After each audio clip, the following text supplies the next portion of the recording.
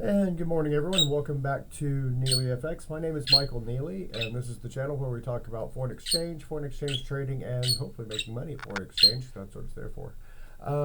Let's see. We are traders, and therefore that's what we do, is make money trading foreign exchange. Now, before we get further into it, I've got to give my government disclaimers. These are not my personal beliefs, but these are government disclaimers to protect those people that are not familiar with Forex and jump in it with both feet with their life savings and lose everything.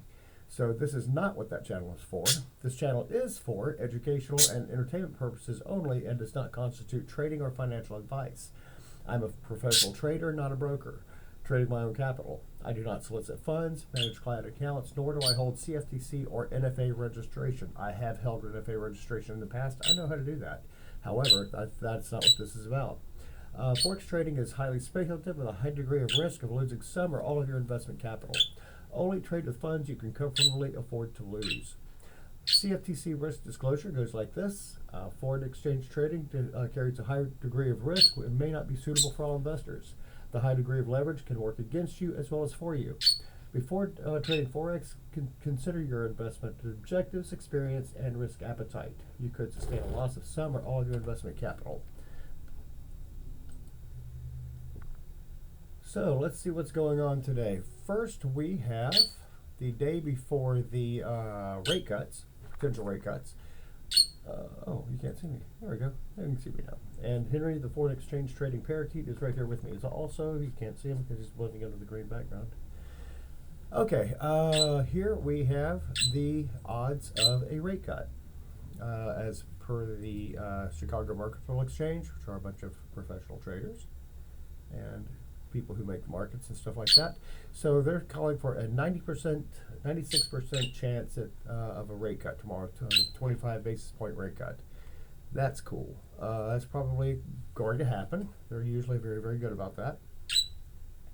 And as you can see here, this is the DXY. You see it broke below that yellow line yesterday. I have it in replay mode, so we're going to go back into replay mode and go back to where it was yesterday, which was about right here. And we'll show you the action, show you what happened. It was sitting there right on that trend line, and there it goes. Then we had it underneath that yellow line, and there it goes again.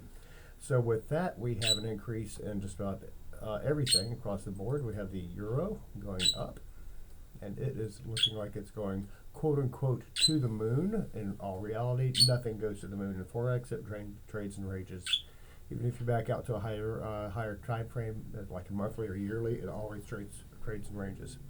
Let's see. You can do that back to 200 years with the Great British Pound and the dollar if you want. Let's see. So here we have the, further than that, 250 years probably. The euro versus the dollar is in a very strong buy zone right now, so that's might be something to consider going south on, because what happens if they price too much into this rate cut? We're going to see a pullback. Here we have the dollar versus the yen. Not a whole lot of action comparatively to the European currencies. So not a whole lot of difference going on there since yesterday. Pound versus the dollar. This is the trade I got into yesterday. It just stopped out. I took my stop loss, go to order history, took my stop losses right here to 38 since it became profitable, and I came in at 32.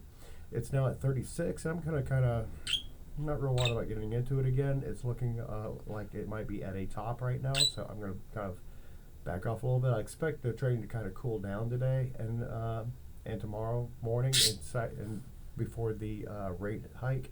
I might do the rate hike on Twitch tomorrow. So that might be something to look forward to. So it did make a couple dollars on that, so we're getting back to the profitable state of mind. Positions, current positions, gold. I did slip into a gold position yesterday, and it is guaranteed profitable. I set the stop loss at 36.92.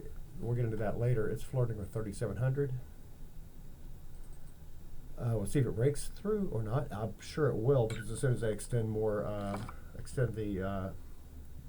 increased government spending for the to prevent a government shutdown in the United States, I'm sure that's going to go through the roof again. So here we have also The great pound versus the yen, it's doing well too. Kind of meandering back and forth around the 200 range, kind of consolidating as it were. So that might be something to get on the north of a little bit later, as the Japanese consider rate increases. And here we have the UCAD. This is the one that this is the shocker to me. This is the one that surprises me. This one started taking because of strength in the Canadian dollar. What strength in the Canadian dollar? But it happened. So we're going to go back to replay on this. We'll show you what happened yesterday. I was looking for this to go north, and it went south. So that is something that reason why you want to kind of be careful when you're trading, because that's what it looked like, what yesterday's trading action looked like. It did slip below that, the Bollinger Bands. It did slip into that sell zone. So I'm not, it's not a total shocker that did that. My fundamentals were wrong, which can happen often because you never know what's going to happen with fundamentals.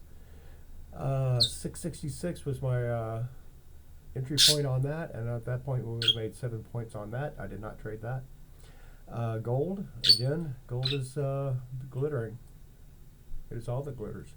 It's flirting with 3,700 hard right now and may go higher. I might put another trade in here during the day at 3,704, because if it breaks 37, I'm expecting it to go about $20, $30 or so after it breaks through that resistance.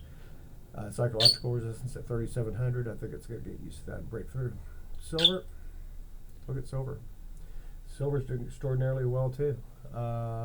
Still holding at 37.72, flirting with $43.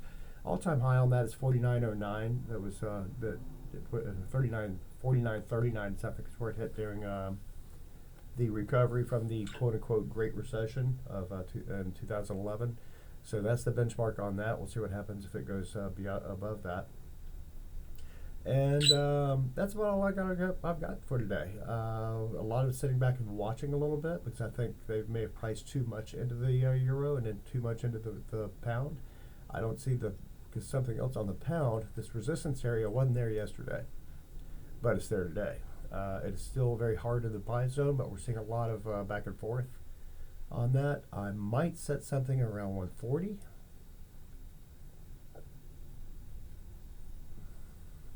No, I won't. There's a weak high is 136.45, and that's too close to the psychological level of 136.50. So I'm not going to touch that, and then we're into the sell zone.